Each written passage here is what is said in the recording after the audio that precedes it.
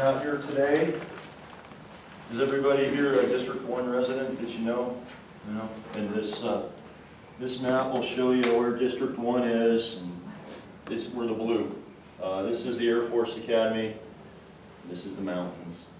You know, we are, I won't try to figure it out, but this road, this is Woodman up here pretty much. And this is Garden of the Gods over here, but it turns into Austin Bluffs, and so that's Austin Bluffs pretty much. And how far east? Yeah, it goes a little past Academy, like this is Academy, so it goes pretty far past Academy, but this is Powers. Okay. And so you get jig-jags in the middle there. And I live, it's kind of funny, and I live way down here, I think. Like, wait a minute. Yeah, that's it. So I think that's it. It's, I live in Garden Ranch, if you know where Garden Ranch is, not far from here. And that's very close to some very recent road work when Union was repaved between Academy and Austin Bluffs. So a little bit about me though, I'm Dave Donelson, I'm your city councilman from District 1. Also serve as a chair of the utilities board. Also serve on the Board of Health here in the county, El Paso County Board of Health. Done that for 5 years now. I've got 1 month left. We'll see if they reappoint me or not. Also serve on something called Pikes Peak Area Council of Governments, which is mayors from the little towns and councilmen from City of Colorado Springs and other places. Try to coordinate things. Used to be on PPRTA, which I'm going to let Corey kind of maybe describe what that is. Also on what's called the 2C committee, and that met today, and it goes over the use of 2C funds. Are we on track? What projects are being done? You have good citizens on there, one of which is here right now, Jim Godfrey. He serves on that 2C committee. What other committees are you on, Jim? RTA, CAC, the Citizen Advisory Group for RTA as well. Okay, so the PPRTA, the Citizen Advisory Committee, and any of you could be on these kind of citizen committees also. So if you have an interest in that, I encourage you to, before you leave here today, check in with the gentleman back there. I'm going to introduce these folks. In fact, I'll just do that and I'll tell you, check in with them and they can get you information how to end up on one of those. You have to apply, get interviewed, but especially the CAC, a lot of times they're looking for citizens to do that. But the 3 people back there against the wall, Alex Ryden, that gentleman right there, he works for City Council, he does media. So he communicates with reporters and things like that, sends out press releases. He has a twice-a-month newsletter, well, it's really 4 times, before a city council meeting, after a city council meeting, and in fact, I'm going to let Alex come up and talk about that, because if anyone here isn't getting it, I recommend you do get this newsletter that comes out from City Council. Yeah, hi guys, thanks for coming. Feel free to scan this QR code before you leave.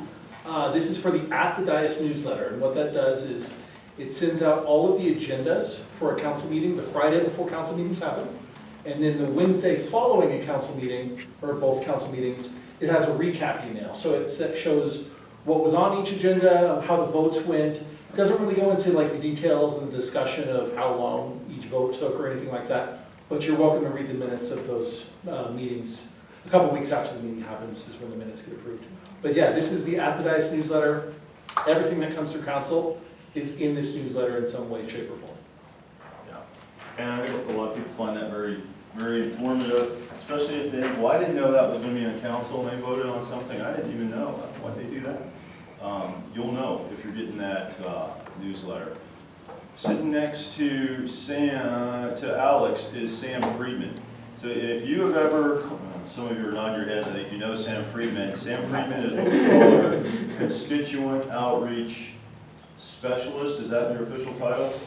Constituent Outreach Program Coordinator. There you go. Program coordinator.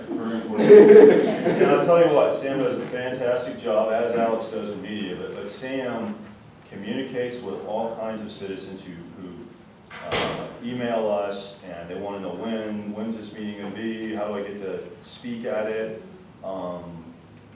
or they have other kinds of issues. Why don't you come up here, Sam, and give a couple minutes on what you do? Sure. He's very responsive. Yes.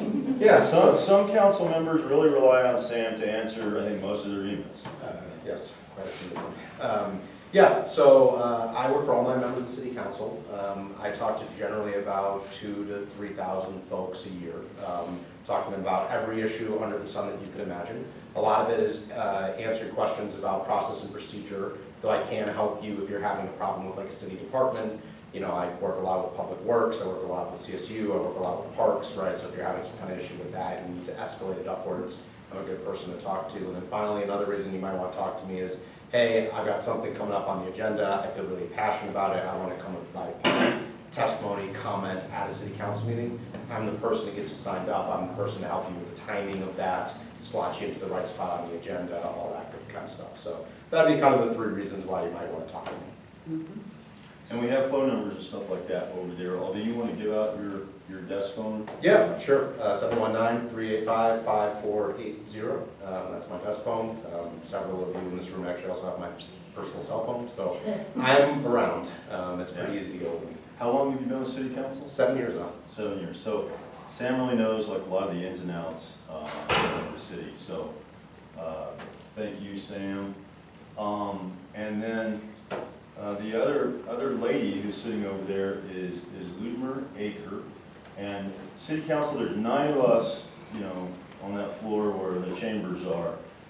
We have 2 ladies that take care of lots of stuff. The thing that we talk about the most probably is our schedules, and so she takes care of that. Ludmer, would you come up here for a minute? She didn't know I was going to do this. She doesn't want to come up here, but I think it's useful. And so there's 2 of them to handle 9 of us. Okay, so it's not like, you know, an office where everybody has their own assistant, like state legislators do. We don't. We kind of share up 9. Is it total 9? It is, yep, we take care of 9 of their schedules, and everybody wants a piece of city council most days. So Yeah. we handle all communications that come in from inside and outside of our organization. Anytime they're trying to set up a meeting or come to them with a concern of theirs. So I have my card available for anybody that would like to maybe follow up with Councilman Donelson about anything, because I will be your first line to get to him. Okay, thank you. And so that's 3 of our staff. The only ones that aren't here, there are very few that aren't here right now. This is for all 9 of us. I have 84,000 constituents, right, including the babies. And so she has, do you have 4 or 5 of us? You have 4 of you. 4, and the other lady has 5. Oh, we handle all of them. But they share back and forth. There's another that does the same job as Ludmer. They split with 5 council members. Then we have Legislative Services Director, Emily, what's Emily's last name? Evans? Thank you. Emily Evans, who's the director. There's an assistant director. Other than that, there's only one other person, right? Just Carly Hawk, who, for all 9 of us, she's the one who's supposed to do the research, help us draft proposed ordinances, things like that. That's it for the staff for city council. That's all. There are 9 of us on city council, right? As you see here, there's 6, different colors. There's 6 of us that represent specific districts. Then there are 3 who are what you call at-large council members. They represent the whole city. For me, only people who live in District 1 get to vote in the election for District 1. Only people in District 2 get to vote in the election for District 2. The at-larges, everybody gets to vote for those 3 positions. Those 3 positions will be up for, I don't know if they're all going to run for re-election or not. I'm pretty sure at least 2 are, but maybe they all are. That will happen in April of 27. Okay? So that's important. I mean, I think if you're here, you know City Council has a lot of impact on your life, right? We are the one who vote on annexations. We're going to annex something in the city that comes through City Council. We vote on the budget. And the land use stuff, it's only City Council. We vote on a budget. A lot of work comes from the mayor's, the people that fall under the mayor, the departments, the finance folks. But we're the ones who approve it or not. That's our other big things we do. We pass the ordinances. We're the ones who pass the laws or not. Sometimes we don't. There was an ordinance this week. It came to us and didn't even get a motion. No one would even make a motion to get it voted on. It just died right there. And if you get Alex's newsletter, you would see which one that is, what it had to do with. So we won't go over city council pay. I think everybody knows about that. Any questions just about that? When does city council meet and where? We meet downtown in the old city hall building. The mayor is not in the city hall building. He's over in what they call the cab, which is a tall, modern looking building. We're in that historical, beautiful building. We meet on the second and fourth Monday and Tuesday of each month. Every once in a while, like in December, I think we only meet on one of those 2-day periods. The meeting on Monday is what we call the work session. And now we get presentations, we ask questions, presentations say about an ordinance that we're going to end up voting on. So we hear about it, we can ask the police chief if it has to do with law enforcement, questions like that. There's no citizen comment on Mondays. On Tuesday, and it always starts at 9 a.m. On Tuesday, also starts at 9 a.m. There is citizen comment. So if there's something you want to address, all 9 council members, and you send an email, but you're like, do they even read my email? I promise you I do. But you want to know for sure, like, I want them to hear me. Tuesday is the day you can come in and speak to city council for 3 minutes, guaranteed 3 minutes, really on any topic, except if it was something we voted on that day, you're supposed to speak right then when we're about to vote on it. Don't save it till the end. It used to be that citizen comment was at the start of the meeting, like we started at 9. We always start with a pledge. We start with the invocation and then the Pledge of Allegiance. And sometimes citizens like to hear that we actually still do that. Then sometimes we'll have resolutions like recognizing Memorial Day or something like that. Then it used to be citizen comment right up front. Now citizen comment has been moved to the very end, the last thing on the agenda. I didn't agree with that. We didn't have a formal vote, I guess.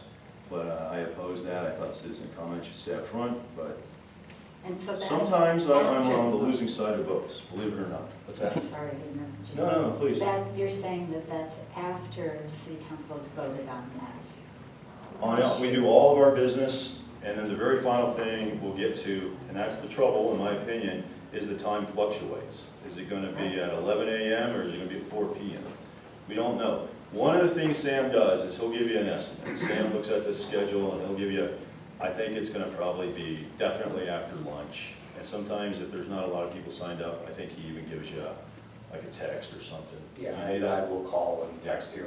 Additionally, that period is for things that aren't on the agenda. If you do want to talk about something that they are going to vote on that day, you would speak before they vote on that agenda item. So it's just a little bit of a distinction.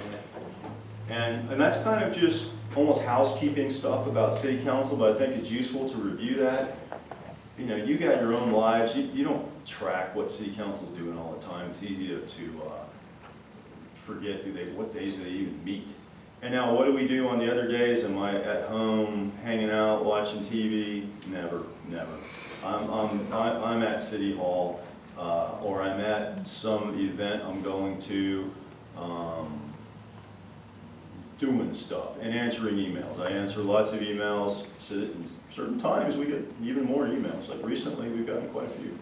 And sometimes that'll die off, but we also serve as the board of directors for utilities, Colorado Springs Utilities, and that meets the week between those other 2 weeks. We meet on that Wednesday. We have a work session on Monday. We meet on Wednesday.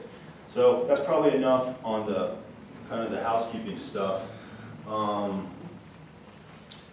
For some reason I was going to say something else about this map, but I've kind of forgotten what that was. So today the idea of this, well, is there any questions about that kind of thing, that stuff?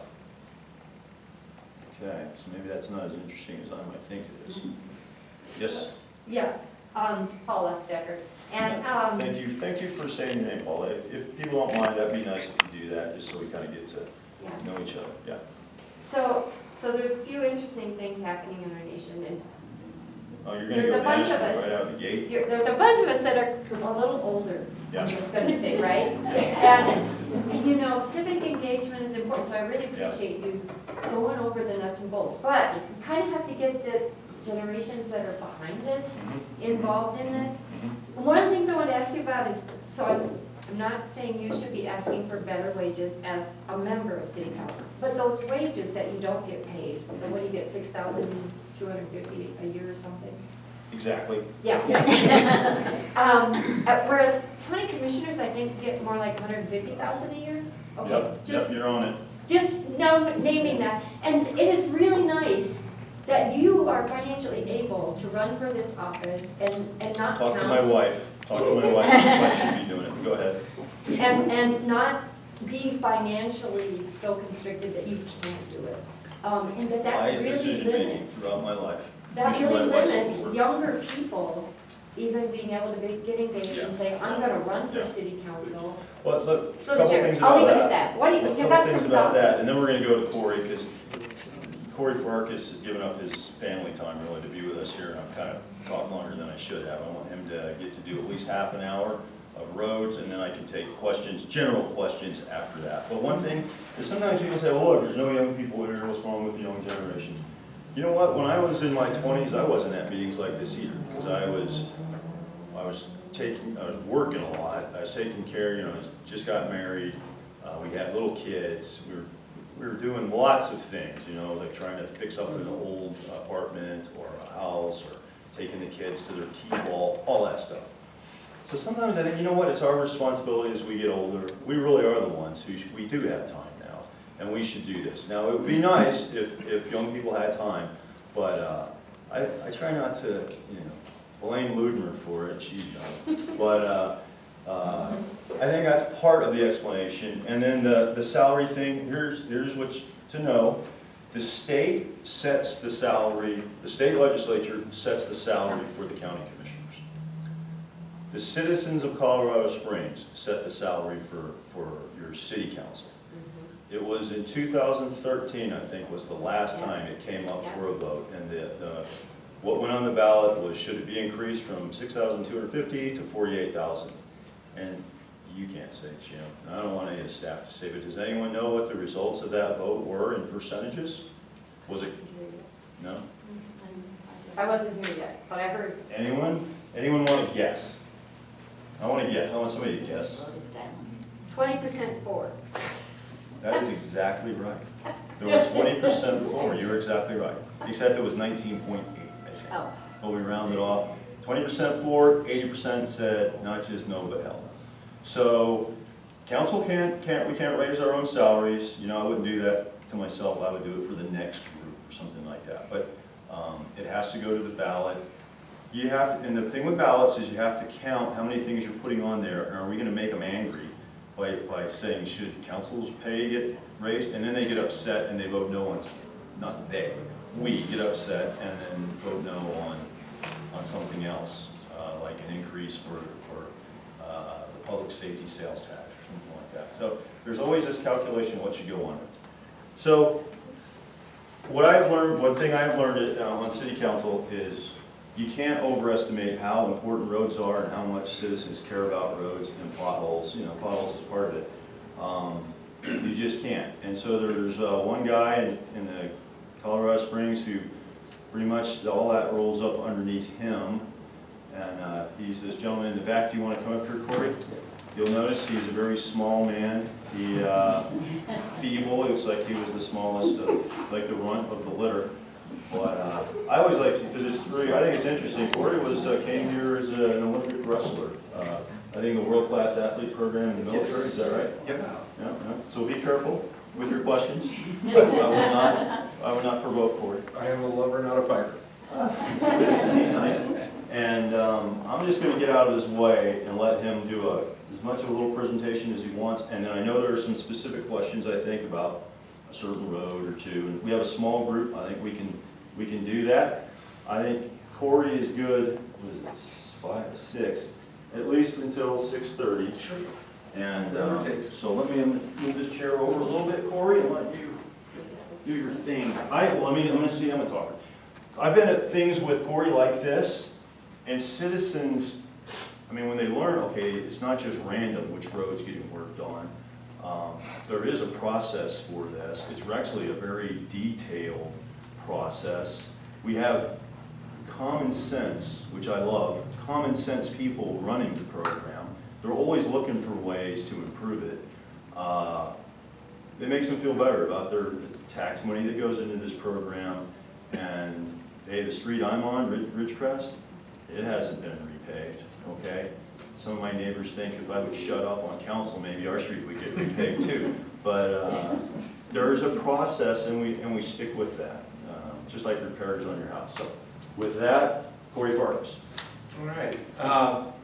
As Councilman Donelson said, my name is Corey Farkas. I have been a resident of the city since 1994. That's when I first came out to train at the Olympic Training Center. Trained at the Olympic Training Center for 10 years. Retired off the map in 2004. I was in the Air Force the whole time, which kind of made it nice. I was in the military but never had to move. So my wife and I spent 10 years here. 2004, I retired from wrestling, and I had a lifelong experience. My father owned a construction company when I was young, so I've been running heavy equipment for a very long time. Did the same thing in the Air Force that I'm doing here in the Civil Engineer Squadron, along with wrestling. And then from 2004 to about 2011, 12, I got into vertical construction, and I was building homes here in town for Home Builder. Eventually found my way to Peterson and Street Air Force Base, working for Lend-Lease, building all the base housing there. And then in 2012, late 2012, I was lucky enough to land a job with the city. And it's been almost 14 years now that I've been here. In 2013 is when I became the division manager for operations and maintenance. At the time, we were affectionately called Streets, because that's all we did. Since that time, because we've been doing what I like to think of as a lot of the right things. When I got here, we didn't have standard operating procedures. We didn't have, when I started asking questions about why we do things the way we do things, I got the telltale answer of, well, that's how we've always done. And I said, that's not a good answer. So we started getting to work. Started getting the right people in the right positions, started organizing ourselves, building SOPs for everything that we do, so that everybody had a level platform of which to stand on, and a good understanding of what we do and how we do it and how we need to move forward. So that endeavor took quite a bit of time, because we were doing it in our spare time, also trying to maintain our roadways. And as we started doing that, and downtown started noticing the things that we were doing, they said, well, hey, you guys are doing a really good job over there. Maybe we'll give you asset management. And so asset management was then put under my purview in Streets at the time. And we kept doing our great work. What does that mean? Asset management is our team that this map that you see here, this beautiful map, this is put together by asset management. And so they're the ones that gather all of the data, and I'll talk about this in just a minute. Councilman said that we make data-driven decisions. They're the ones that gather all that data and put all that data in Cartograph, which is our database of record. And that is all of the data that we make decisions on where to pave, when to pave, what maintenance application to use on what roadway at what time.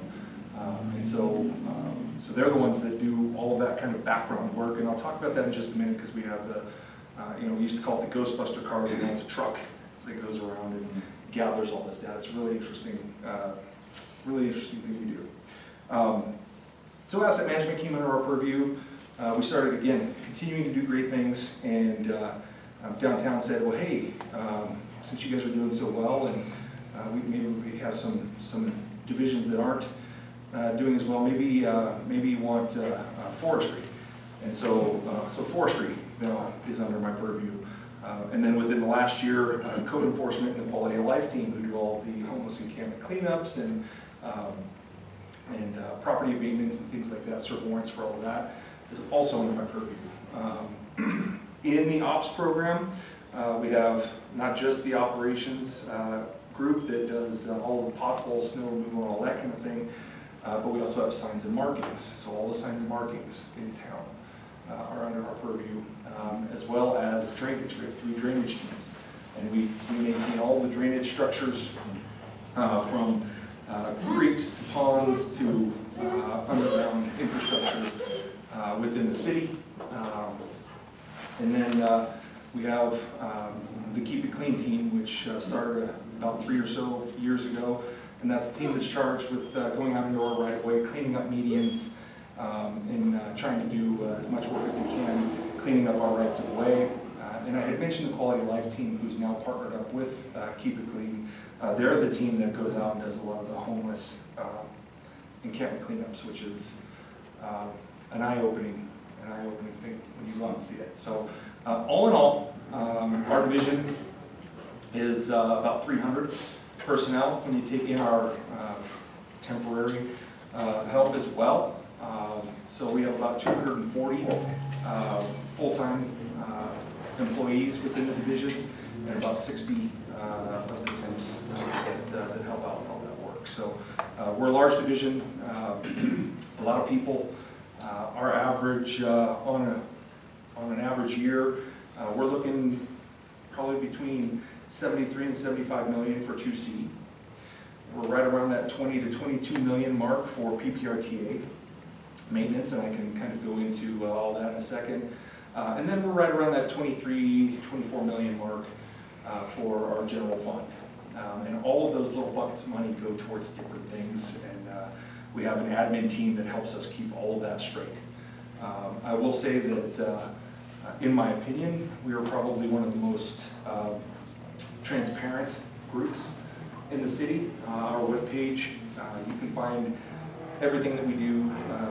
You look at the 2C page, you can go back to the very first year of 2C in 2016 and see all of our meeting minutes from before Dave's time on the 2C committee, and all of our financials, everything.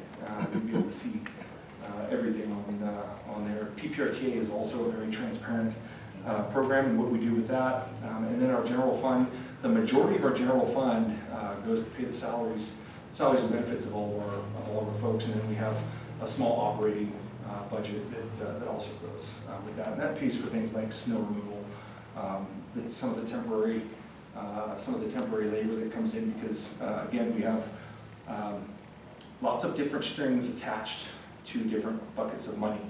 So PPRTA, for example, we have temps that help out in the pothole crews, and they're out in the street infrastructure.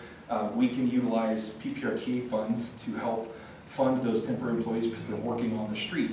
I cannot use PPRTA funds to fund a temporary laborer who's going to help in a drainage pond somewhere, because it doesn't have anything to do with the street.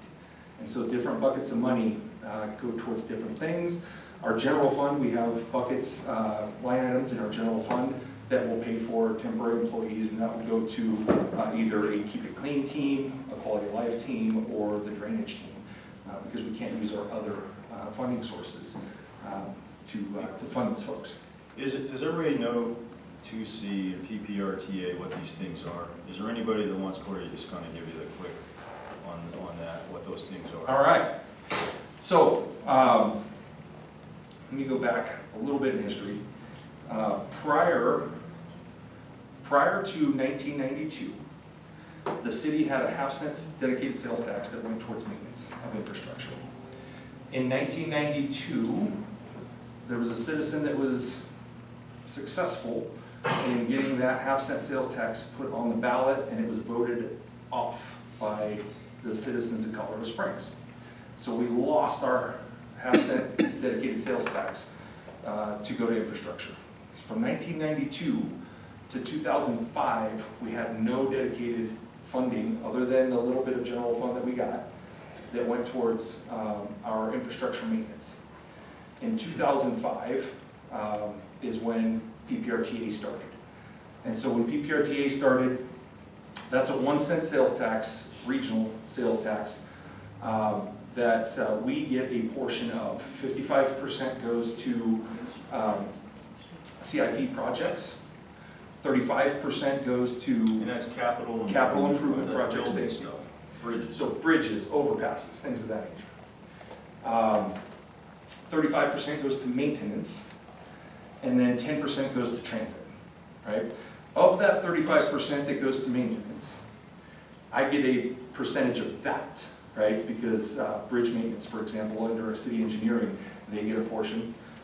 Traffic engineering has maintenance, they have to maintain signal lights and things of that nature, so they get a portion. I get the lion's share of that maintenance money, but that was the only dedicated sales tax that we had going to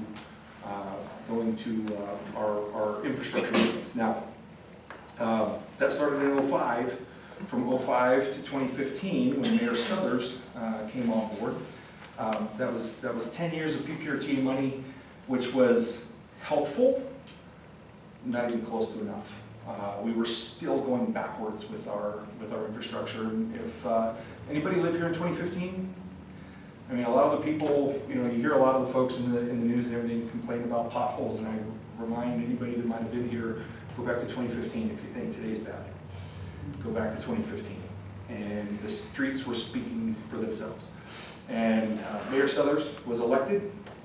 First thing he did was come over to the division and say, I want you to build a roadway maintenance program, paving program. And that's how 2C came to be. So we got to work, we built a program. He said it's going to be, at the time, a 0.62%, so 6.2 pennies on every $10 purchase. And we're going to have a 5-year sunset, which was brilliant.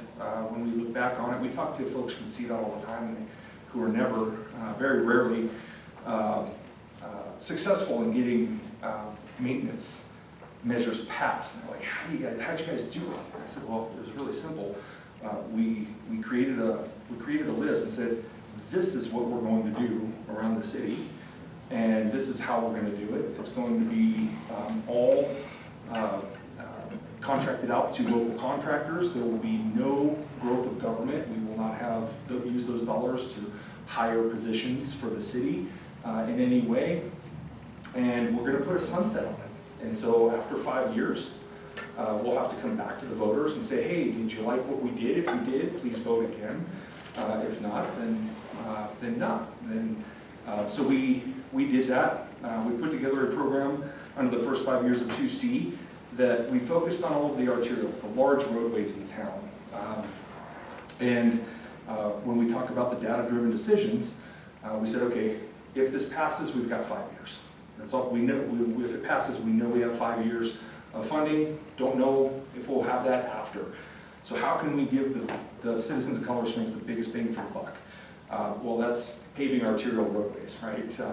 Academy, we actually didn't do Academy. It's on this next round of 2C3 for various reasons. But Woodman, Garden of the Gods, these large roadways in town, the roadways that everybody uses to go to work, to go to school, to go to the store. And so we built a list, and we took our list of streets, and with that data that we were talking about, every road in town, every 3 years, we have an independent third party drives every street in the city, and they gather all this data. There's sensors in the wheel wells, there's ground penetrating radar, they have LiDAR, high definition cameras all over the vehicle. They take all the seats out of it, and there's a pilot and a co-pilot, and the rest of where the seats would be is all computers within this truck, and they're gathering all of this data. And they drive every road in the city, and every 3 years we get a fresh look at what our OCI value, or overall condition index, on every road is. And the OCI goes from 0 to 100. 0 being the worst road you can imagine, 100 being a brand new paved road. And through that, we start taking a look at the classifications, arterials, collectors, and residentials. So we took arterials for that first 5 years. We targeted arterials that were between a 30 and a 70 OCI. Anything above a 70 is considered good, and we want to do preventative maintenance, crack seal, chip seal, slurry seal, keeping our good roads good. Anything below a 30, that's going to be a reconstruct. They get very expensive. The more reconstructs we do, the less paving we're able to do overall. And so we want to kind of try to stay away from those as much as possible and really target that 30 to 70 OCI scale. So we pulled out of our database arterials between a 30 and a 70, populated this list, and we said, that's what we're going to pave. It's going to cost this much. We were estimating about $50 million a year at the time, so over 5 years, $250 million. And that should pave all of the roads that we have chosen. And again, by the way, if you want to take a look at our financials and all that kind of stuff, it's all open record. The voters in 2015 voted it in. We completed 2C, and in 2019, so from 2016 to 2020 was 2C. In 2019, we went back to the voters and asked again, hey, do you like what we did? The mayor at that point dropped it from a 0.62 to a 0.57 because we had so much growth at the time. We were actually going to be bringing in more money than we did on the original by dropping that percentage, and we're going to do another 5-year sunset. We got through 2C2, was very successful. Over the first 10 years, those two programs together, we've paved almost 2,000 lane miles of roadway within the city. We have just under 6,400 lane miles, so we paved about a third of the city in a 10-year period of time. Again, going from the arterials to mainly collectors and some arterials in the second one, a couple residentials. Now we went back to the voters for this latest round, 2C3, and it passed by the largest margin of any ballot measure in Colorado Springs history. Yes, sir. Why would you make it permanent? It's a great question. You know, In I 5 years, I think the lady was referring to a younger generation. Yeah. They can come up and say, hey, we don't want it. We're done. And I think part of the answer is there's a calculation, will it pass? Yep. And to make it indefinite, voters might say, well, how are we ever going to stop this? You're just permanently raising our taxes. So there was a question, and should it even be increased to 10 years, or should it just be kept at 5? Right. And So I think you're dipping City your does toe in the some pool, right? Yeah. Instead of doing the can. maybe next time. So maybe next time, after this one, I will be just retiring, hopefully. I have a young son that plays hockey, so maybe not. But you'll still be driving the streets. Most definitely. But my recommendation for the next round will absolutely be, it needs to be in perpetuity, because our roadways have a life cycle just like everything else. And so even the roadways that we're paving today, as soon as we're off that roadway, it starts to decline with Mother Nature, with traffic, all of these things.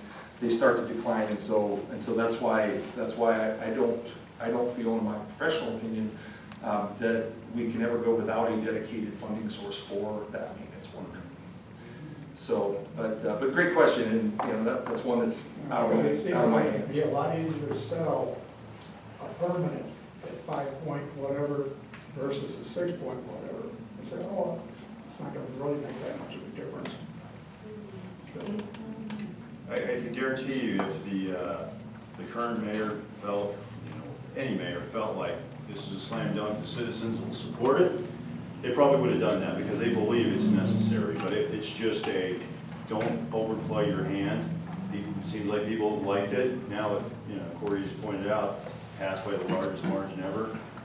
It could come back even before the very end, at year 10, before he's retired. Maybe we could do it in 5 years from now. There's still 5 years left. But, I can hear it. I can hear they'll be saying, oh yeah, why do they want to do this? Why aren't they just waiting till the end? What do they have planned? So, in a way, it's a mechanism for accountability.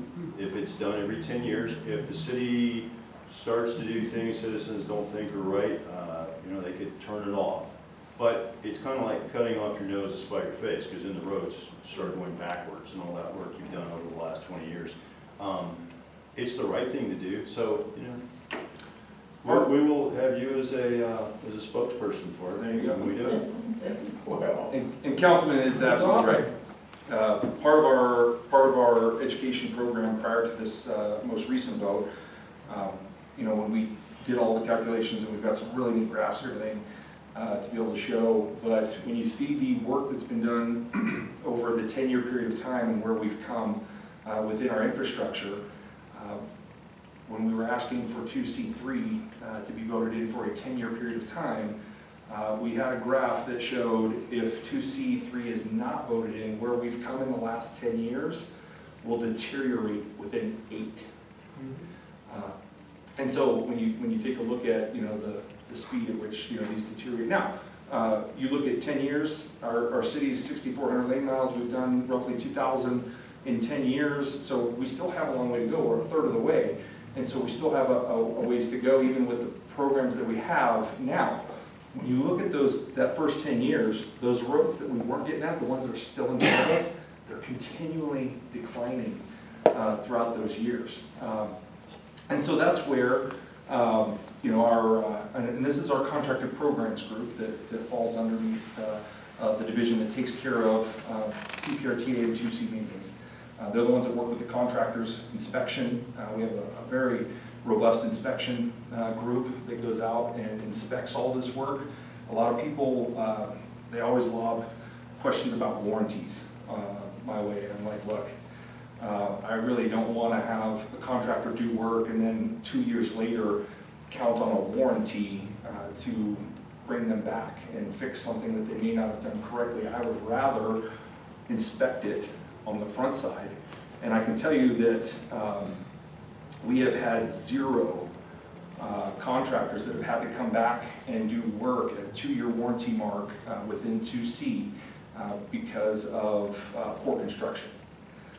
We've had some material issues in the past. It depends on the company and where they're getting the materials, and that is also tested. Our materials are also tested periodically, but it happens. But from a workmanship standpoint, we've had 0. Do you hold the materials contractor liable for faulty material? Yes. Do you hold them? Yeah. So we've had issues where we've had one of our paving contractors come through and pave a street, and through our inspection, we have found faulty material within that, and we'll sit down with the contractor and we'll give them a choice. We'll give them a choice and say, you can rip it out now and just completely redo it, which typically is not their number one choice because they have other work scheduled. Or finish what you're doing. We're going to mark the limits of where we found the failure in the materials, and you're going to come back. You're going to come back at a specified time, maybe later on that season when they were done with all the rest of their paving, or the following season, and you're going to rip it out and you're going to repave it on your dime. And so all of that rework that happens, including concrete, the work that happens in concrete, if it is being torn out, if you see something that was poured, because we get calls on it all the time. There's a contractor that poured a pedestrian ramp last week. They're here and they're ripping it out. Why is the city wasting money? We're not. We let that contractor pour it. We inspected it. It was out of specification. So we told that contractor, you need to rip it out and put it back correctly, and it's going to be on your dime. And so that's written into all of our contracts with our contractors. So all of that, I know Councilman said that he's long-winded. All of that to say, that's why we were successful in being able to get ballot measures passed, and why the state has difficulty, because they're not quite as transparent. You don't know, in the ballot measures that they put out in the past, it's very difficult to know where the money's going or what they're doing with it. So we say, this is what we're going to do. This is how much it's going to cost and how long it's going to take. So with that, I've been kind of rambling for quite a while. I can take questions. Yes, sir. In the winter of '25, we had a town hall with you two and the city, some engineers, the traffic engineer was there. And the discussion was about Wilson Hill project with pedestrian, whatever you call them, pedestrian islands for the elementary school and the Douglas Creek Trail that crosses. And that's all been completed now. That's been completed, but most of the discussion that night was about safety on Vindicator. And the engineer said he was going to do a study on how best to protect the kids crossing to Eagle View. and the Citizens Crossing, Vindicator to U Valley Park. You know, whether there be lights or pedestrian islands or whatnot. And that study would be done and a decision would be made before it's supposed to be resealed this summer. Vindicator, that is. Do you know the status of that? I don't. That's when I get to punt over to Todd, our traffic engineer. I don't know where they're at with the study on that. But will that road get resealed? Will Vindicator be resealed? Because the discussion was that there was going to be pedestrian islands put in to protect those kids. Highly that would be done before the season. Highly unlikely. I'd have to check my list, but highly unlikely that we would put a chip seal on Vindicator. We discussed this today in our 2C committee meeting. And again, with a finite resource as far as our funding goes, when you start taking a look at our infrastructure, and we do, to put it in perspective, we have the largest roadway infrastructure in the state of Colorado, as far as municipal infrastructure in the state of Colorado. The only entity that has a larger paved surface than the city of Colorado Springs is CDOT with their highway program. So we have a very large infrastructure. And as 2C goes and continues to pay, right, I mentioned we targeted from a 30 to a 70 OCI value, right? And so if we have those that are at a 30, 40, 50 OCI and those streets that we're paving, we're throwing them above a 70, you know, they're going back up into the 90s for their OCI values. So they're a brand new road, they're really good. But we do live in Colorado, right? We've got a really wicked freeze-thaw cycle. And one thing to remember, and again, I'll throw that warranty, a lot of people say, well, why can't we have the paving contractors warranty their roadways longer? We could. It would make our prices for paving go skyrocketing, number one. And the reason for that is that particular contractor may not have built the road to begin with. So with paving, we're taking 2 to 3 inches off the top and putting 2 to 3 inches back. But that's not fixing what's underneath it. So there may be cracks, there may be subgrade, and I'll talk about that in just a minute. There may be subgrade issues, there may be underlying issues underneath that roadway that if we try to make those contractors have a longer warranty period for that roadway, that would be like asking the roofer that came and put a new roof on your house to warranty your house. They're just not going to do it, or if they do, they're going to charge you a pretty penny for that roof, right?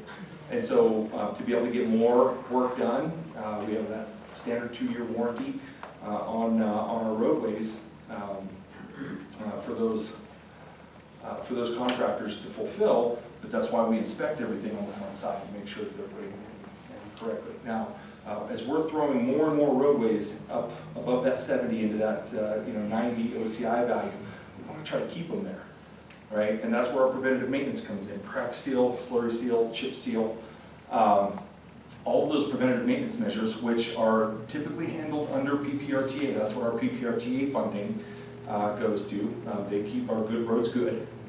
2C makes them good, PPRTA keeps them good. And so when we look at that funding source and the amount of roads that we have to preventatively maintain throughout our infrastructure, we're going to be paving about 125 lane miles this year. We're going to be preventatively maintaining over 400 lane miles with these other programs. So as 2C continues to throw more and more streets into that really good range, and we want to keep them there, and all of a sudden our preventative maintenance need continues to grow because there's more good roads. And so when we look at a roadway like Vindicator, or Research, or some of these large roads that we've paved with 2C, if we were to chip seal some of those roads, you might chip seal one road, that will blow our chip seal budget. Or you could leave that road, crack seal it, and do what you can on it, and then take those funds and go chip or slurry 40 roads that are smaller, 40 residential roads. Or 40 smaller collector roads, and trying to get more bang for the buck that we do have. So Vindicator is one that would be kind of on the bubble whether we wanted to put a chip seal on that or not. Now when you talk about chip and slurry, Very similar process. The slurry seal is designed for a residential road. It's basically an emulsion that gets put down, a thin emulsion with a sand aggregate, so much easier to ride on, especially for the bicyclists that are out there.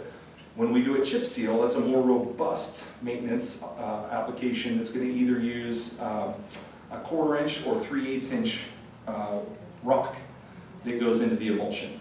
And so, number one, cyclists definitely don't like riding on that stuff, but it's a much more robust application for traffic purposes. So on your bigger roads like a Vindicator, you're going to want to put a chip seal on that. And as you start to go up in that aggregate size, aggregate's been getting very expensive lately. So, you know, those types of roads are very expensive to preventatively maintain.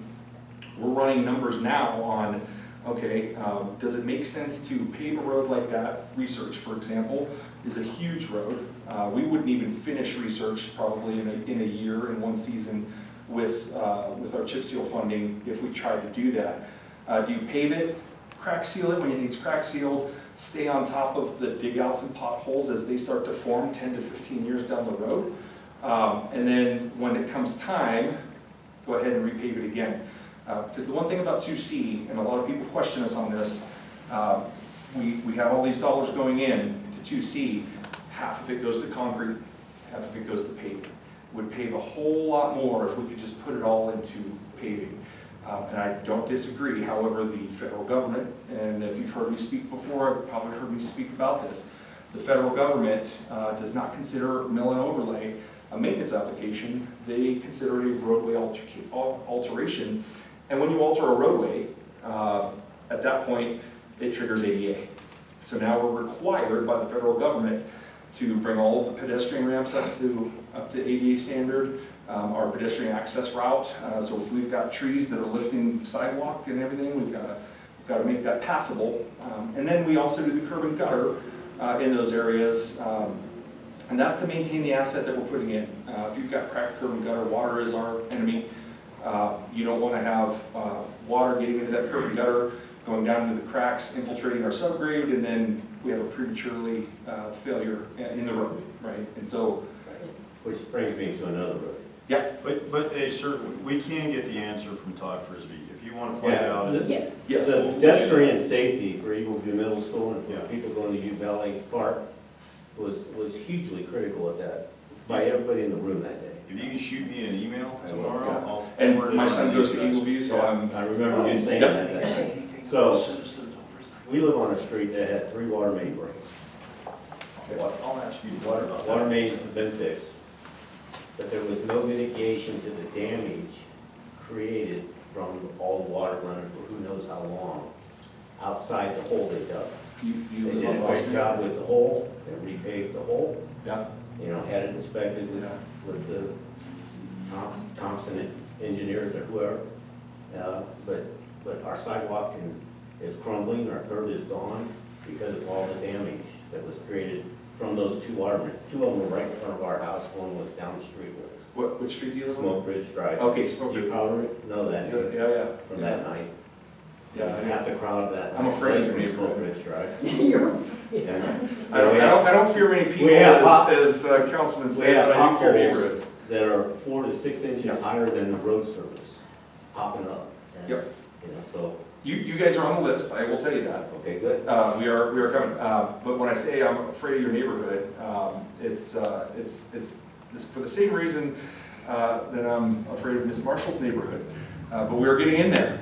And so this is where we have neighborhoods that we have massive subgrade issues, right? Yeah, this road is, Yeah, massive subgrade issues. Big project. That whole area, if you look at historic maps of Colorado Springs, that area was like a bog, you know, many moons ago.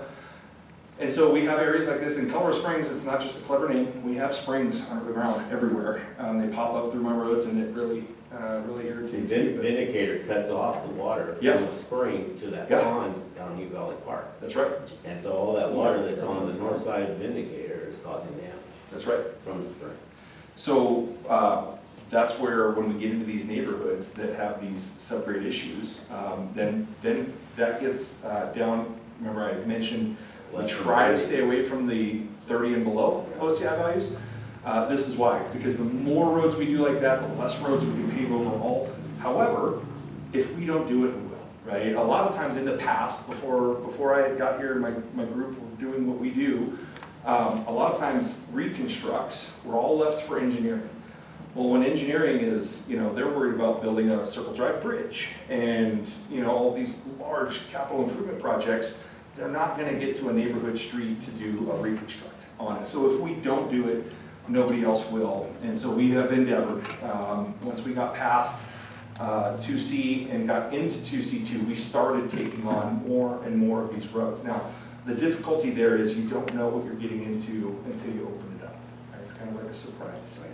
A lot of times, and we try our best, we do have an engineering company that'll go out and in areas that we know are infamously known for their subgrade issues, we'll have them go core those streets ahead of time so we kind of know that we're getting into what we're getting into when we get out there, and we'll have those engineers give us a recommendation on this is what we think you need to do to stabilize this particular roadway. And in the Musgrave and Cashmere neighborhood there, we're going to be doing a full CTS on all of these roadways, chemically treated subgrade, where we bring in a gigantic mill, and it doesn't just mill 2 inches off the top of the roadway. We're milling like 16 to 18 inches down. We're taking it all, and it chops it all up. It adds Portland cement. This is very simplified. Adds Portland cement to that mixture and puts it all back down there, and then we add water to it, and it gets compacted and it gets hard, similar to concrete. And that is to bridge, hopefully, the subgrade issues that are down deep and the water issues that are down deep. And then we'll pave over top of that. And so when you take a look, I'll get you 1 second. When you take a look at a neighborhood and when you build this, 2C, we're starting 2C3 this year. It's our first year. This program was built over 3 years ago, right? Because we had to build it, we had to coordinate it, and then we had to put it in front of the voters. And so we built this a number of years ago, and we're not going out and coring all kinds of roadways that we don't know that we're going to get. Do the fiber optic contractors tell you anything when they're doing their cores?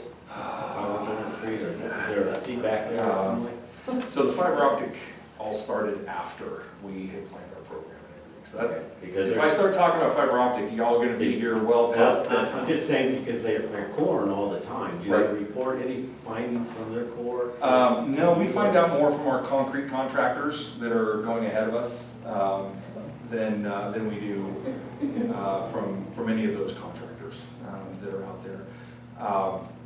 And all of that work is inspected by the right-of-way team, which is under engineering, so it's out of my purview.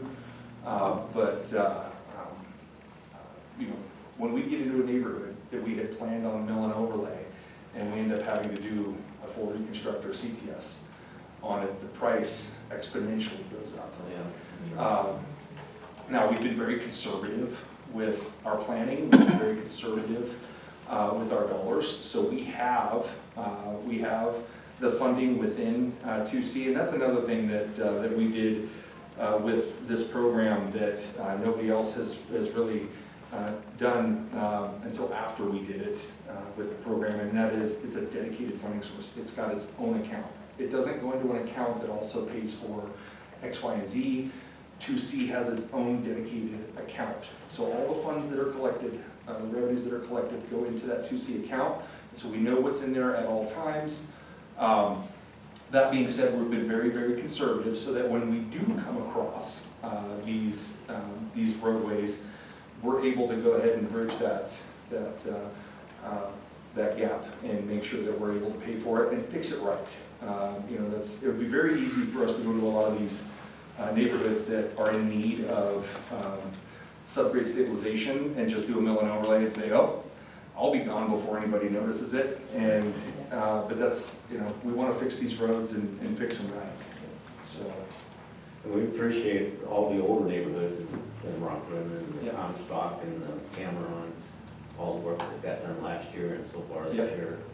Yeah, but you guys are on the list. Saying that, We'll The roadways are in need for us to get in there tomorrow. We have to really plan for those, because we know there's We going understand, it's just. to be separate issues. So that's why I'm afraid of streets. Yes, ma'am. I'm trying to understand that night, Clay. Are you speaking to that generally when you were talking about the low grade? Is that right? Yes, yes. And the question associated with it is there's been a new builder in the area just west of the university housing on Lower Rock Rimmon at the southern end of the Rock Rimmon sort of quasi loop. Yep. And they have yet to start Correctly, and then putting your asphalt on top, right? Very simplified explanation of a composite section of road.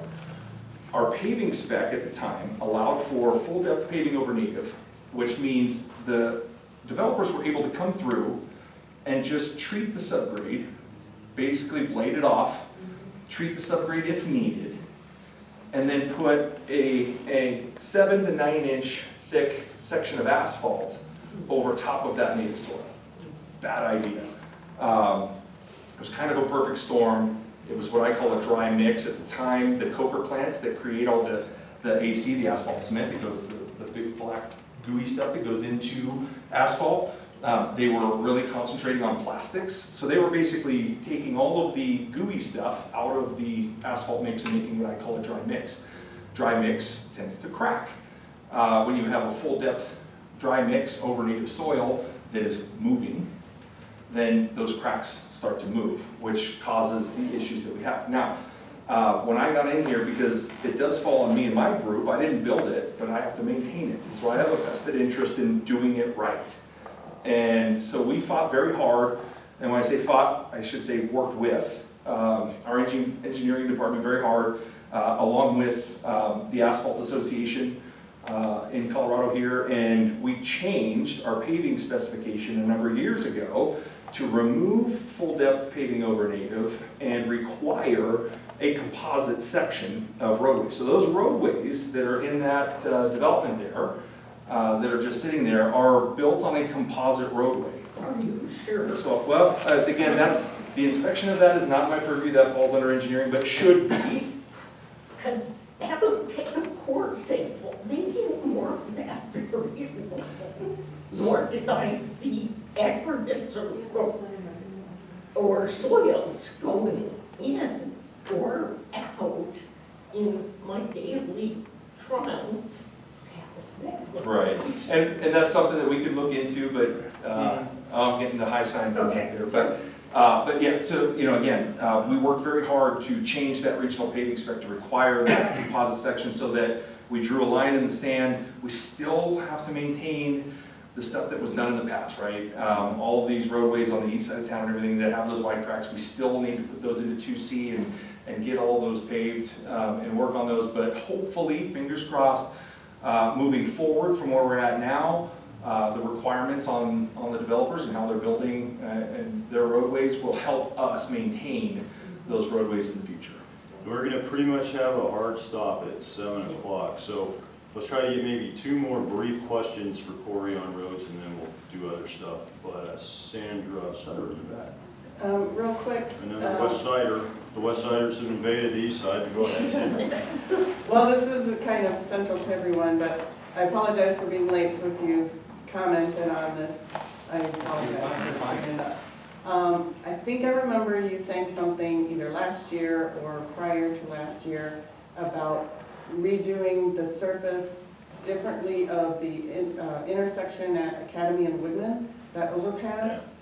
Yeah. Now that's been leveled, you've redone Woodman there because that was a mess. And then it seems like you scraped and leveled that whole overpass area. But are you still going to cover it? Because you were going to cover it with something that was supposed to be more withstanding of the weather. So, short answer is no. But that withstanding the weather stuff, and I'm sorry, but I'm gonna give you the short councilman, you know, low IQ answer first. That's what went from the bridge on. That's what he was talking about, The SMA, Yeah, stone SMA. matrix asphalt. Yeah. It was not gonna go on the bridge, it would go from the bridge on to, you know, under, So- past the park and all that. I'm not allowed to touch bridges. All So got limitations. that bridge from abutment to abutment that you're talking about, that overpass, that was done by engineering. And what engineering did, when that was all built and then paved all the way out to the limits that we paved our roadway, they put on the TBTRA asphalt, that tire rubber asphalt, a number of years ago, including over the bridge. The tire rubber asphalt is an astronomical failure in our area. And so we took that off of all of it, including the bridge. Now, that bridge was built, I'm not sure why they put it on in the first place, but the bridge was built out of concrete. It was supposed to be concrete, which it is now. And so that when they scrape that TBTRA off, they're just leaving that concrete deck, which is far smoother than it used to be with the TBTRA on it, as is. And what we did is we paved from our limits up to the bridge abutments with stone matrix asphalt, which is something we haven't used in the city before. It is a much more robust asphalt. It is performing wonderfully so far. I think we need to go through another freeze-thaw cycle or two before the verdict is out on it, but I will tell you that we're extremely happy with how it is performing, and we'll likely use it on our larger roadways as we start to pave Academy to the, going from the north-south, from that abutment south, from that bridge south. We'll likely use that SMA on Academy, but yeah, that was how that all kind of rolled out. So it's For those of you that don't live, you know, on the west side, if you go up Academy and you get off at Woodman where the Home Depot is and you start heading west, that's what we're talking about. It's concrete on top of the bridge now, and then it's this new, nice, smooth asphalt, you know, on past the trailhead and all that. Is there another one short question for Corey? Final one. Loaded question with a partial answer. Got a pothole on Briargate Parkway. Okay. Was reported in February through the GO COS. It's been reported on 4 more times at least on there, and still not filled. What's the guy got to do to get that pothole filled? It was a foot by a foot back in February. Okay. Yeah, I'll check it out. Okay. I'll get with you and get the location. And sometimes they'll slip through the cracks. You know, I mean, we fill so many potholes, and currently, you know, we talk about potholes, and I'll try not to be long. We start talking about potholes, right? You know, 2C is curing roadways. Pothole is giving a road. When our pothole crews go out, we're giving that roadway a Townhall, right? We're just treating a symptom of a sick roadway, and so our in-house crews that go out and they fill these potholes. Ideally, what I would like them to be doing right now is doing a pothole repair, right? Where they're jackhammering out the pothole, addressing any subgrade issues, tacking it, putting hot mix in, rolling it, and doing a repair, right? And it's a semi-permanent repair. Right now, as we've been moving through our roadways, specifically like on these residential roadways, that again, we've paved a third of the city, the other 2/3 have been falling apart. And so now we're trying to catch up on those. Our pothole crews now, what they're doing now is we're just trying to get everything filled. Trying to get everything filled as quickly as we possibly can so that we can try to make the roads as safe and passable as we can. We're currently, we just started this week, which is a horrible week with the weather we've had, a 5-week pothole surge. Where we have at least 2 trucks per district out there doing it. We have a district pave program that's going out. It's going to surgically hit roadways in different districts, which will also eradicate potholes. And then 2C, that's taking on every road they pave is a road that we don't have to go back and pothole for a very long time. But I'll get with you on that. You know, again, it's not a perfect, and I don't really have any purview over the Go COS app. It's kind of tough because a lot of people call in a pothole and then they'll receive word back that, oh, this is complete. It's not. The Go COS app, when you call in on it, is a separate program from my database, which is also our work request system. And so when we take that request that came in from GoCOS and we put it into our system to get filled, it automatically sends a message that this has been completed. Well, no, it has just been moved to our work request system. And so that's, again, I'm not a computer guy, but that's something that we really need to try to work out. And we have a disclaimer in there. A lot of people don't read it, but it'll kind of explain that a little bit. And if I could add, if you've put something into GoCOS on the app 2 times, okay, and it's been more than 2 weeks, and that pothole's still there, send an email to your council person, whoever that is, and let them know, hey, I put this in twice, and then we'll forward that on to Corey, and you won't, how many months has it been? That's Since February. extremely Yeah, since unusual. February, and she actually emailed the mayor too on it. That's not gonna help. Social Send it to your council. Social media. But that is extremely unusual. I don't know how many others in here have used the GoCOS app for a pothole. Generally, within 10 days, that's number spilled. That's rare. So, anything can happen. Send it to a human being, send it to a council person. We do fill 90,000 potholes a year, so I mean, if a couple of them might fall through the cracks.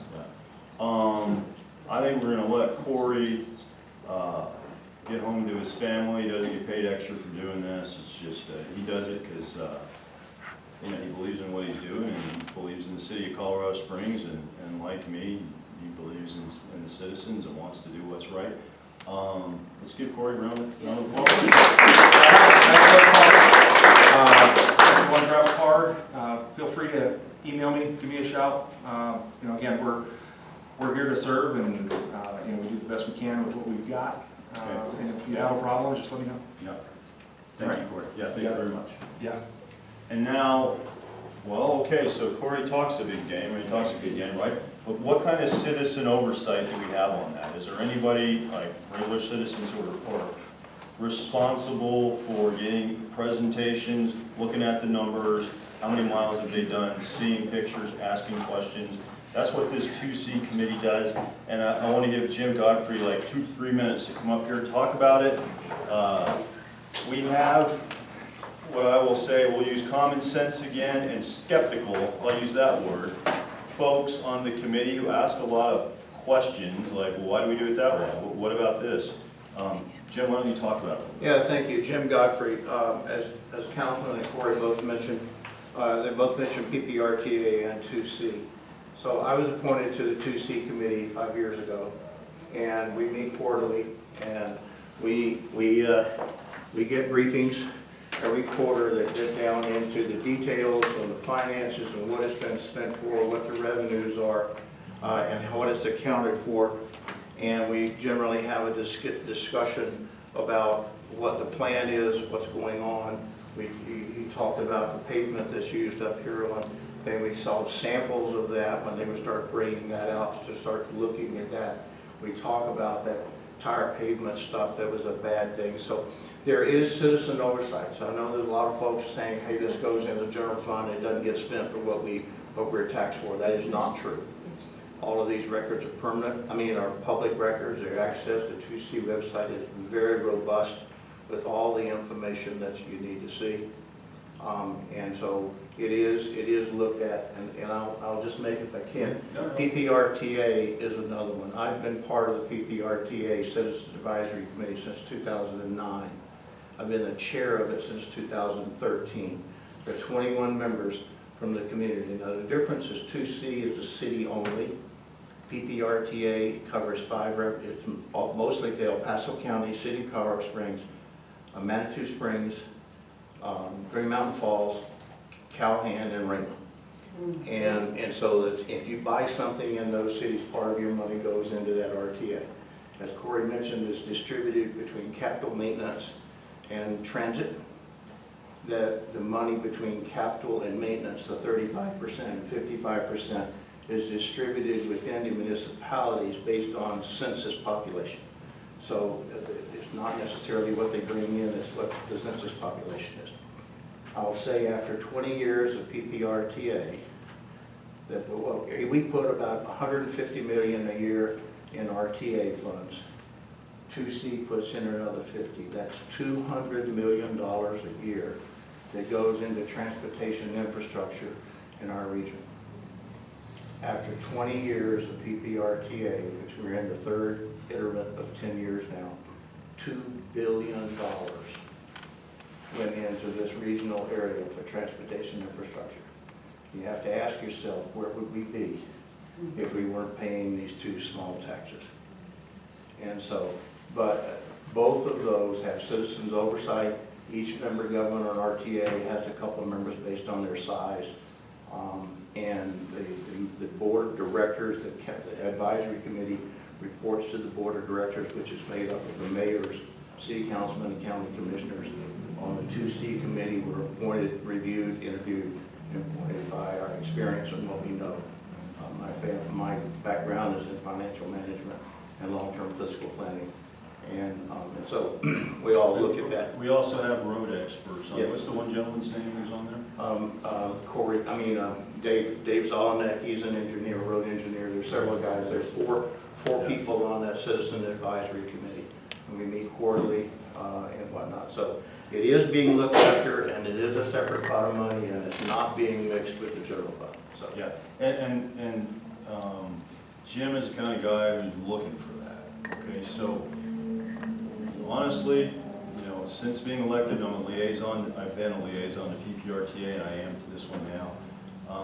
It's reassuring, it really is, and we have citizens with backgrounds where they would be able to spot things if they're not right, and also they, like the one gentleman, not Dave Zelenak, but this other one, I mean, he comes from this industry. Right. And so he brought up some information about cement mixes today, which are causing things to fall apart real fast. And Rich Mulady, who's over Public Works now, is taking notes. They're going to go out and inspect some stuff and use that information. So thank you, Jim. I'm gonna field a couple questions before 7 o'clock, and then I'll hang around the parking lot and talk a little bit more. We do have to, you know, Alex reserves a room for a certain time, and they're away from their families too, and they're not making. They're gonna kick us out, but, Yeah, they're gonna kick us out. Questions for me? Anything? I do want to say this. We let Jim speak, that's good. And it's a privilege for me to be a representative on city council. I love doing it. I love representing you. You know, sometimes it can be frustrating the way certain votes go, but I believe in you as kind of my family, or just our people. I believe in the city and the state and our nation. I think some people maybe don't share that love for our people and our city and our state and our nation. I do. That's what motivates me to do this. Yes, Sandra, in the back, from the west side, east side, speak up, go.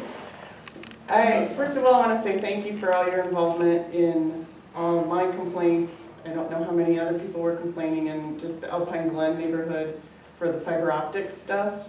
Yep. And I know I did a lot of complaining, a lot of emails. And in the end, it was a good result, which we won't get into. Right, in a right. lot of time, but go ahead. But I want to let everyone know, you know, if you're here and Dave is your councilman, he's very responsive, so don't hesitate to CC him in an email, send him a direct email. I do it quite frequently, or have done it frequently. But I wanted to ask, based on what all transpired in that neighborhood from the subcontractors and subcontractors, just the messes they were leaving and how they were, I'll say, going about their work.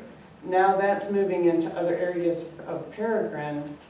Is Angela overseeing any of that, what they're doing? Because it just seems they're leaving just as much, you know, messes around. There is, and that's kind of, that's a big issue. I'm in contact with, the folks in those neighborhoods, and I think you could tell, like when Summer came out from CSU, they want to solve those problems, the CSU folks do. When you hire someone to work in your house, sometimes they don't love your house as much as you do. And from experience, I can tell you that when we had some work done in our house. And I think there's some of that with subcontractors that we hire, and then CSU has to sort of make them do it the right way. And sometimes we change what we're asking them to do, like we did that in your case. So I'll talk with you privately, Sandra. Yes, ma'am. Yeah, there's been, well, there were about, what, 500 of my neighbors together with me at the Marriott last week to hear the latest presentation on the data center proposed for Centennial Garden of the Goss property there. And my concern. Which neighborhood are you in? I'm right below the Marriott. Okay. We're in a new. Marriott, okay. We're in a new All right, but you're not construction over off the involved. Garden of the Gods where this No, potential data is. we're east of that. So Great. we're, yeah, Great. still real government. Uh-huh. My concern is the water. Yes. And the CSU is I'm gonna- promising us there that they're monitoring how much water usage Yep, gets. yep. I believe the builder right now, he's got a beautiful plan, he's saying just the right things. Mhm. But it looks like it's a military contract, which means we could lose control as soon as we give them control. And they are not monitoring. Sunday morning, below our new Who's not building, monitoring? the CSU. Okay, well, it There hasn't been was- built yet, so we can't monitor it. No, but they promised us Hasn't that even made it to the they, planning that they monitor so that they know right away if some facility is using more water than they usually do. Uh-huh. We had a gusher coming out of the parking lot of the Parsons building, which is just down the hill from us on Tech Center Drive. Yeah, We called at 6:30 to say, hey, In the we morning. can see a gush, yeah. We can see, just a geyser coming out, you Right. know, and it's making a lake in the parking lot. Yeah. Well, I think that's private property, so it's not really our deal. A half hour later, somebody called 911, fire truck came and they looked and then they left. It was hours before anybody really took responsibility. So that doesn't give me this great warm feeling. so I can't explain that incident right there. I don't know exactly what happened in my No, neighborhood. no. Sometimes a pipe breaks under the ground and water's running down the street and then, you know. But who's gonna take Okay. this, who's gonna watch this? That's my question. So I will give you a general statement about data centers and closed loop systems like Yep. that one. Recently, I got a tour of a data center and they have a closed loop system. And they fill it with 12,000 gallons. Now this one's 200, this Yeah. one was 12. Oh. How much water do you think they replace in a year in that closed loop system? None if it works. Exactly. No, well, see, but actually they do replace 6 gallons a year because they have these filters on it. And they unscrew the filter just like your, it's different when you change your oil because you dump all the oil. But in that filter, there will be a little bit of water. And this one has been going, I think, for 16 years. And the only thing, they have never replaced the 12,000 gallons in it. They have only replaced the filters and they go out, you know, they don't lose it. It's just intentionally that comes out because that's filtered out. So now when any proposal goes to the planning commission, they have a lot of stuff they're gonna look at. If it gets appealed to council, then we look at other things or the same things again, fresh set of eyes. I think water in a closed loop system, they can't change it. Like if it's approved, they can't change and go, you know what, we're not gonna do it. They would have to resubmit and then it would probably fail at that point. It wouldn't get approved. So that is, now old data centers weren't that way. Older, they just use steam essentially, non-closed. So you know me from the amphitheater. I'm not afraid to say I think that's wrong when I think something is wrong or I don't think that's gonna work. I was the only no vote on the amphitheater. It has to be properly engineered, presented to our folks to inspect it. CSU has to agree how that's gonna work, and then it gets inspected. But I think the water on that it's gonna be a matter of 50 gallons a year, something like that, that would be lost. It's not lost, it's just taken out, and that's probably high. 200,000 gallons, how much is that?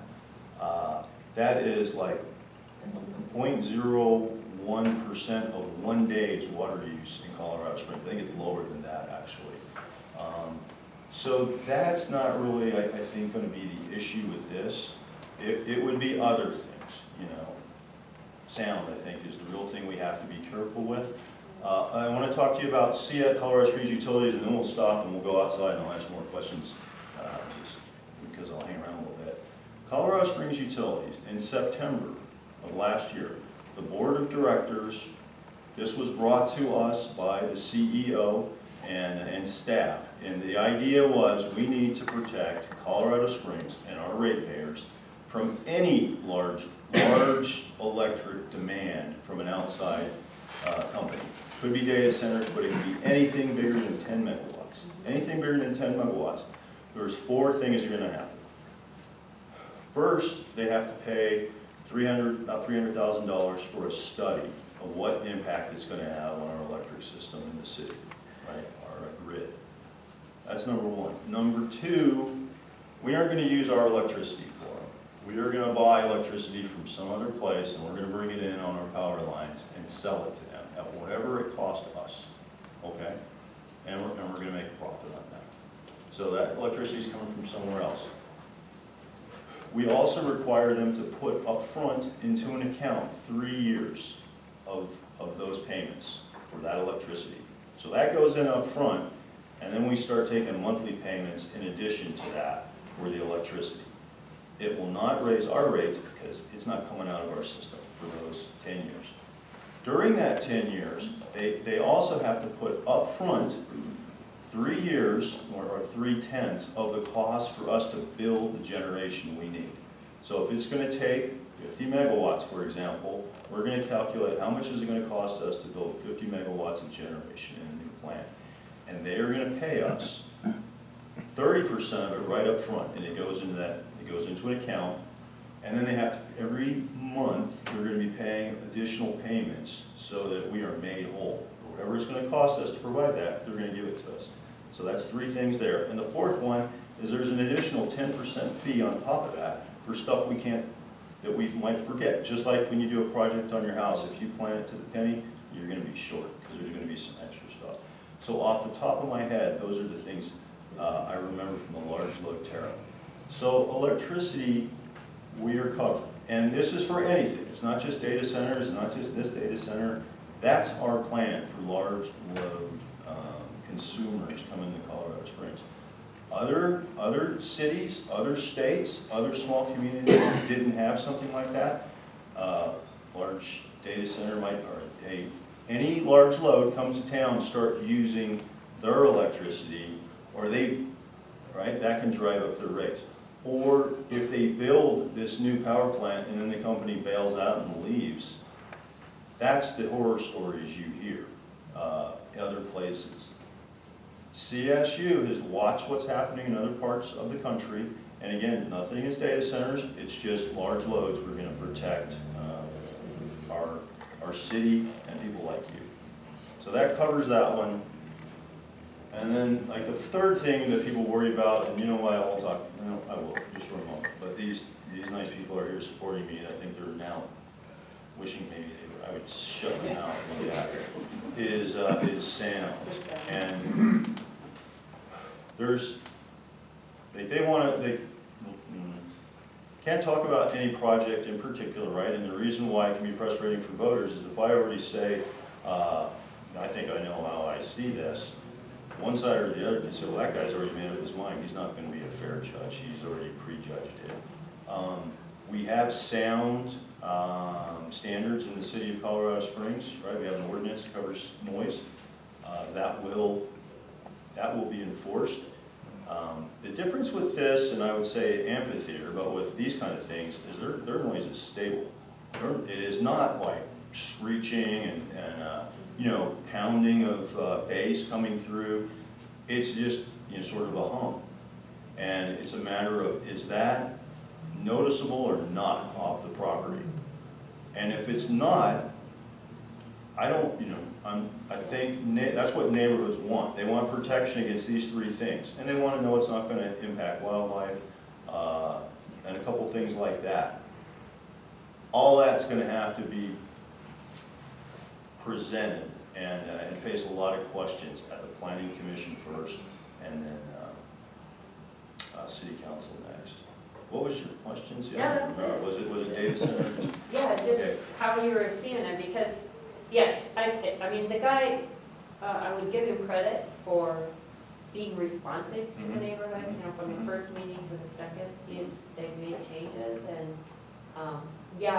but there were a lot of experts and you seem to be listening about the sound, there's, some technical discussion and I'm.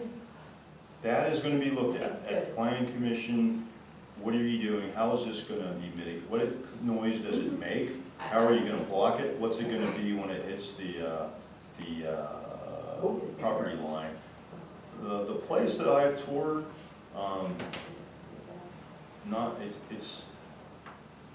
it's surprisingly quiet. It was surprisingly quiet. When I pulled up in front, I heard nothing. I had to go around to the back, and it was this one fan that was running back there.